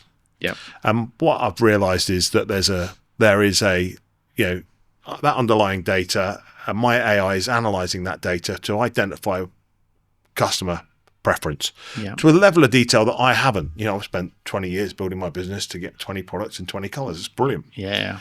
Okay. And I'm running my everyday business. I don't get the opportunity. I can see that, things change a bit, but I never really realized that, a particular red and a particular blue are the most common sellers by a little bit, just marginally. And so my AI says, well, if we merge those two colors, we come up with, a code, a hex code of whatever it might be, and we've got this lovely purpley violet, and we suggest that we launch these products in this, right? Yeah. And so what it's just doing there, it's learning, going through its process, it's executing this work, it's improving, it's using the data to improve, and then one of the things it can do is recommend new services, right? But it's doing that because it's just looking at the existing data and then just driving outcomes. Yeah. The fact it's doing that on blue or red shoes is irrelevant. It's just identifying trends in data and hypothesizing solutions. Yeah. Right. Does that apply? Yeah, no, I think you're getting at the kernel of what I was trying to get across in terms of this suggestion of like the right experiments to do. Right. So obviously you got to imagine when you do an experiment, you can imagine it like a point in this massive landscape, this table, whatever it is. And so you can't do every experiment that you possibly could do. You can only do a small number. And so you do those small number of experiments and you learn something about where certain properties change in relation to each other. And so like what you were saying, you might, for example, see that there's like going from kind of one point to another point, there's an increase in some variable you're very interested in that you want to maximize, maybe production of this chemical thing that you're trying to produce with your cells. And so as a human, it might be very difficult to interpret that gradient, that increase, because it's so high dimensional. These experimental data sets, like, they've just got so many things going on, you just couldn't see it. But the AI can sometimes recognize those things and make a good suggestion, say, well, actually, you should try here. Like, look, I can see this relationship, and this is probably the right experiment to try next. And you can do that experiment, and maybe it goes right down, and then you know, well, actually, maybe it's between these 2 points that we need to. So it's a really good way of recommendation, actually, is maybe a good way of putting it, in terms of it's a recommendation of what the right experiment to do to learn something about things that your customers, and us, it would just be the scientists, can learn something more about the processes that are going on underneath the hood. But it's very related. So a lot of the it's called like a design of experiments is the area that would fall under. And I don't know if they've ever applied it to like a business setting, but I suspect a lot of the ideas might translate actually quite similarly, because it's kind of an experiment you're doing as a business owner. You're saying, okay, I'm going to make a new product. What should I do with that new product? And actually, you're probably going to try and make a few and then see which ones work and don't work. And often that's just tacit knowledge. That's what you feel. Like, oh, I've got this feeling that this is the thing. That might be completely wrong. But like, if you've got data to back up some of these things, you can maybe make a better decision at that point. And we see it it in platforms, so YouTube will tell you which part of your videos are failing and where you need to improve. So we see those kind of analytics, and I've no doubt that Nike are designing their next set of trainers unbelievably. I think they're designing the trainers they're designing today, I think, can't hit the shelves in like 3 years time or 4 years time. Oh, wow. It's incredible, like how far ahead they are in terms from a product design perspective. But so that no doubt they'll be using absolutely algorithms and to identify those trends.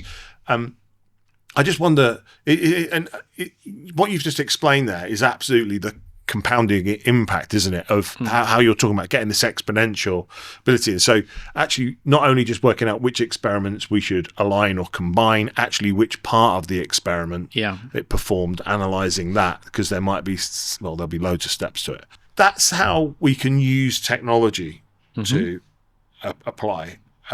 If you look at the underlying kind of rules and principles of biology, did you see the same mechanics there, where we're so we've got this loop we've spoken about, and then we've got this ability where biology is synthesizing its outcomes. I guess, if I look at just simple things like what are they called, a Bernedoodle, the combination of two different dogs, became a fad. Is that just a simplistic example of it? I think models that are being generated are helping us understand the biology in ways that we couldn't through thinking really hard and trying to write some equations on a piece of paper. And like the example I can maybe give, so I mentioned about like modularity is really important in some aspects, but it's not modular like in a car engine where you physically they're just detached from each other. There are still weak interactions often between a lot of things, and so sometimes there are these models that can look at, say, a DNA sequence, and they might be able to pick out what they think are modules along that piece of DNA that have some function, and having an ability to then come up with a completely new sequence and predict where it thinks there might be modules and test that gives you an idea about whether those things are actually, whether they are an abstraction that means anything or whether it doesn't in some sense. So you're definitely right in the sense that this ability to kind of like reflect on what the models learn is an area which is going to be really powerful for understanding these very high dimensional data sets that you get in biology. And because they're often not at the same kind of, they're not the same quantities that you might see in other areas, you have to try and do the right experiments, because you can't just ingest lots of new data. You have to go and get it, and that might take a long time. And so you want to make sure you really are using what you know to inform what the next step is in terms of kind of information that you're gonna kind of try and make sense of. And as we talk about next steps, brings us nicely onto where, just to frame, we spoke earlier about where we are today. Mm-hmm. We've spoken about this kind of exponential potential future, which we're confident in. It's just when. Yeah. What types of things do you hope for within 5 years and 10 years? So if you were to look at those kind of two timelines. Yeah, I think it's always really difficult because you always, you underestimate what you can get done in the short term and overestimate. And so there's something like that. I can't remember you overestimate what you do in 1 year, underestimate what you can do in 10. Exactly. Yeah. It's kind of, it's like we're just humans are really bad at doing it. Yes. So whatever I say is going to be wrong. But I guess the one area that we haven't actually touched upon, but where I think biology is potentially going to be very interesting, is around what I would call embedding computation in the living world, but computation that we want to carry out. So you might have heard of this. There's this terminology of like the Internet of Things. So everything you've got is connected through 5G, Wi-Fi, internet, whatever it is. And that's a really powerful network for understanding what's going on. But all of those Internet of Things require power. Like they have to be charged normally every night, and so there's a lot of constraints over what you can do with that kind of stuff. Right. And kind of one of the areas I think that would be really interesting is to have. I think in 5 years there might be examples of this. Like, say for example, in this room here, being able to monitor the environment over the day and maybe give you a readout, actually make sure you open the window, there needs to be some more oxygen in here. But rather than having a machine do that, embed it into some of your houseplants you have here. Just have it part of it. Or maybe the houseplant can then produce some nice smell that you can then smell when, and certain things. So there's all these sorts of things about embedding the computation in the living organisms or in the environment that you're actually in. So this kind of distribution of things, I think, is a really interesting area where I don't think we'll see it in everyday life, but I think having the technology to be able to embed certain things into other organisms will be really, really interesting. And then I think you said about the 10-year timeline. So the one thing that also I'm very interested in is, like I said, I come from a computer science background, so I'm interested in like, what the hell does it, how would you make a biological computer? And the thing that the problem we face with AI at the moment is it's so power hungry, like it's super power hungry, and we don't really have a solution for that other than for like miniaturizing the chips further or trying to have new fabrication technologies. And that'll get us to a point where actually that might be enough. Like maybe that's enough for some of the applications that we want. But I do feel like biology, it does compute in a different way. And like I said, like it has there are different constraints on it. And so it feels to me like being able to harness some of the kind of the efficiencies with which biology carries out certain types of computation and embed that within maybe some silicon-based device is where I think there's going to be real value from a societal perspective. Because I suspect if you can kind of merge those two areas, I think you can kind of potentially have the best of both worlds in terms of low power but highly intelligent objects or models or things or whatever they are, that is going to be really important for powering, like you said, this exponential increase in kind of capabilities in some way. And so, yeah, that's another area where in 10 years, I'd hope we've rethought how we actually physically embody AI, if that makes sense. So not just these big data centers and effectively big GPUs or TPUs, like actually think about, are there other ways of doing the computations that the AI needs to make it better at learning or better at adapting, that somehow biology has got some tricks that it can teach us in that way. And I just think that's a super interesting area. It is emergent, isn't it? I've noticed there's, I think, a company in Australia which has now got the first kind of where biological integration to. Oh, cool! I didn't know that, but there's one company which has a machine which is now or a chip, I think actually, which is integrating silicon and a biological function.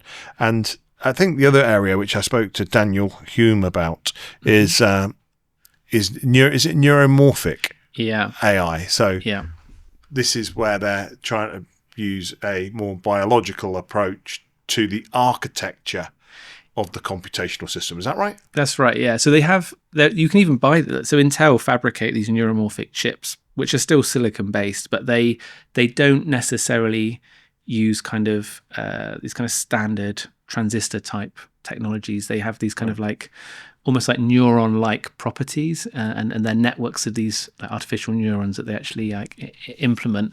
Yeah. But that's still silicon-based. And so what I would say is like we have neurons that do more than just the basic model that we have of a firing neuron, and they clearly have capabilities of learning which are way beyond any of the methods that we use at the moment.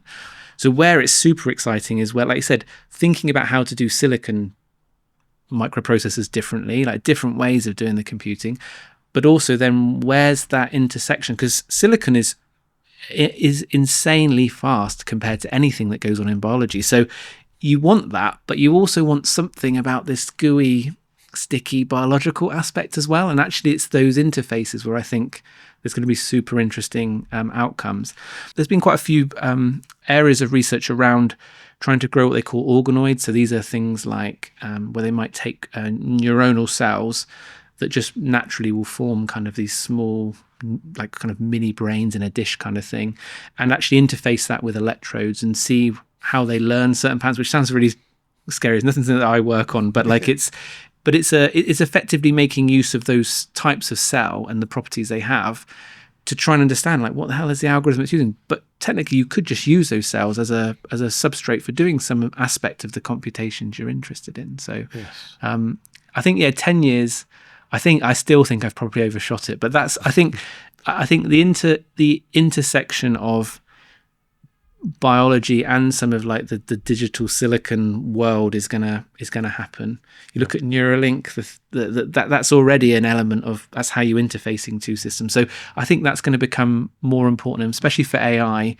If you want to run really big models and learn effectively, there's going to have to be some change, and it's not going to be a tweak. It's going to be probably an architectural change in how that stuff's done. Right. That I think is something that biology can definitely inform. That's interesting. So you think this merge with Neuralink, these neural brain interfaces, is going to... I don't know, maybe, but I think they've got some really interesting, promising results in terms of being able to interface those systems. And obviously there it's for therapeutic, like for trying to recover movement or whatever it is. If you had neurons that were kind of designed in a way, you could imagine that being a reservoir that you can... someone like a computer could tap into for very specific type of tasks. So it's this kind of it's this merging and kind of breaking down of these physical barriers that we see with a lot of these technologies, and it's understanding how they can be interfaced and linked, which I think in 10 years we'll start to see the beginnings of that, I would imagine. Sure. Yeah. Well, it comes back to this exponential curve you're talking about, isn't it? Which is as the kind of foundational technologies get in place to address the pinch points, which I think is a great way of framing it, for science effectively. Yeah. I'd imagine like a great example of that today you've spoken about is simulation. Yeah. Right. So as we start to address those pinch points, it really compounds. And I just wonder whether, is it going to be a lot more fun to be a scientist in 5 years' time or in 10 years' time, do you think? If I spoke to some of my students and they didn't have to do some of the laboratory work they're doing right now, I think they'd say yes, a lot more exciting. So I think, like you said, as a scientist, I'm just really like interested in the world and understanding how it works. Yes. And I think all of these things that we've spoken about, they'll take away some of the mundane things that we have to do, which will be great because I can use my headspace to think about other things. And they might even take up some of the what people would class as like the kind of the essence of the science. They're coming up with new hypotheses and things like that. But fundamentally, all of those processes are still going to be guided by intuition, or I'd hope there's always a human in the loop element of that. But it's figuring out where the human sits in that loop, which I think is going to be interesting. And I think just being able to get from an idea to some kind of answer quicker is always more exciting because you can ask more questions, you can learn more. And I think, I think it will be a more exciting time. I'm not on the pessimistic side of we're all going to be out of a job. What we're going to do? It's like it's solved. I think there's for a very long time there's always going to be an element where we have to determine what we want to do with it, and so that's kind of where we fit in. I can't help but think that as those tools become abundant, that it makes it far more attractive to move into academia. And obviously one of the biggest challenges we've had over the last 20 years is that academia is being starved of resources because of big tech, the money that's on offer and the career paths. Yeah. But the moment you can start to provide these people with much more groundbreaking technology and tools to move faster, more dynamically, to really kind of accelerate their curiosity. I can't help but think that that's going to make academia, first of all, the actual education path more attractive. But second of all, actually as a career path for those people that think would go into tech, come into that field. So I think you're right. I think you touch upon an even bigger shift that's going to probably happen definitely in 10 years, I would imagine. And that's like it's the same in industry as well. Like this idea of universities being where like blue sky research is done is quite antiquated because there's a lot of very big tech companies that are doing the most cutting edge research in certain areas because you might need certain resources and stuff to do that, and they're the only places you can do that.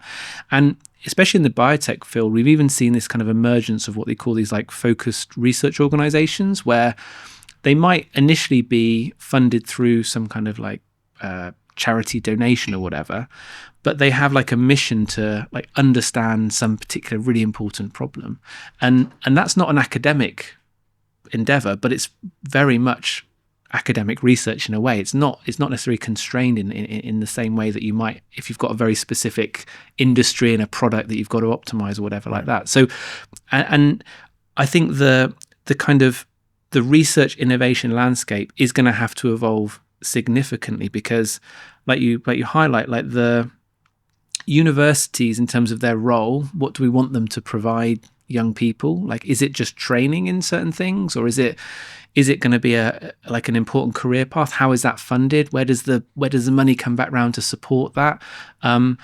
If you've got all these skilled people, what are they actually then going to go and do? Is it going into these big tech companies, or is it that there might be a more diversity of types of firm that can actually explore different aspects of kind of research in a way? And I think more and more, I think it's like rather than there being kind of one big company that does something, you're going to start seeing almost like ecosystems of innovation where you might have quite specialist, small, very focused groups or communities of people that might be a company in some kind of classical sense, but might just be some organization where they can support maybe startups or big companies in doing quite specific things. But the people in there are kind of like so passionate about that aspect, and the technologies and the tools we have available have, like you said, brought down the barriers. They can do things at a small scale, which you couldn't before, where you had to be in a big company because you needed all this investment in infrastructure and stuff. So I kind of get the feeling that it will make life a lot more exciting, also because it's going to be so different in the sense that how research and how innovation occurs isn't going to be like it is now, where you, like, classically people think of like university, they do some clever research, they discover something, and then it gets spun out, and then that grows. I think that's not necessarily how it's going to be, and I don't know what it will look like, but I'm really hopeful there's a more diverse landscape in terms of the types of organization that work together, and a more collaborative thing. That's a much more robust innovation system than having one massive company that owns everything and does everything. You want those interactions, you want that ecosystem to kind of really breed like an ability to adapt quickly, to take on new things, to, I don't know, just it's a more exciting place to be in my view, in some sense. Yeah. I don't know if that makes sense, but that's where I think, like you said, your question really does touch upon there will be a bigger change, I think, in terms of how innovation happens in the world, and I'm hoping that's the direction it goes down. Yeah, you're exploring a merge of academia, technology, industry, and collaboration as well, which is a really fascinating thought. You've kicked my mind into entrepreneurial gear, which I wish you hadn't done. Sorry. No, it's great. It's great. I think I can see that. I think that's a really interesting merge and collaboration, actually. And maybe that's the UK's greatest opportunity to accelerate. That we have this quite densely populated small areas. Funny, because I have a team in India and they go to me, I said, our CTO is in Greater Noida, and they went, we're really close by. And I went, okay, great, you can pop and see him. Why don't we have to do it today? And they go, well, how far away are you? He goes, 400 kilometers. And I'm like, wow. So in the UK, we are very close, densely populated, right? And so, and we are rich in talent. Yeah, we're just so rich in talent for our mere 60 or 70 million. Well, also there's an appetite. It's a cultural thing. Like, if you look at the students I've come into my lab, like, they're really hungry to go and make a difference in the world. Like, and then they really don't see it like I do. Like I said, this sort of historical view of how the world works.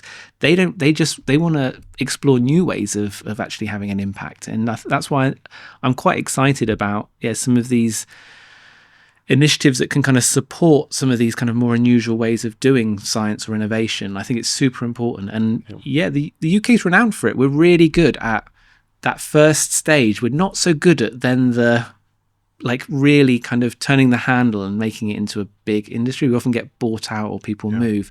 And that kind of, that transition is something that I think needs to be worked on.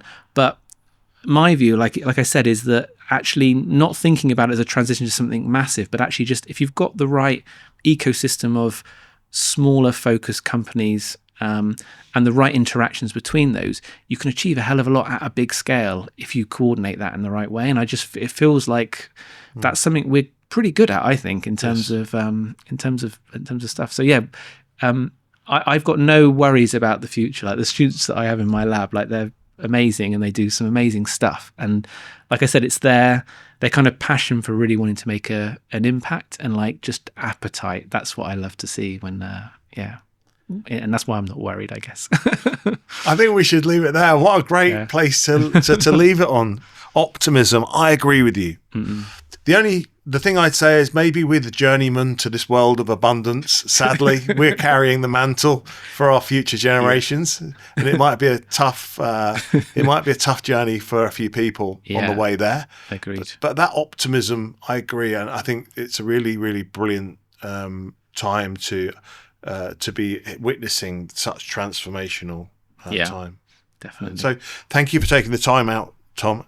Welcome. Unbelievable, bearing with my curiosity around these things, but it's just brilliant. I'm always so curious about how people dedicate so much of their lives to such important understanding underlying principles or technologies that can have transformational impact on people's lives.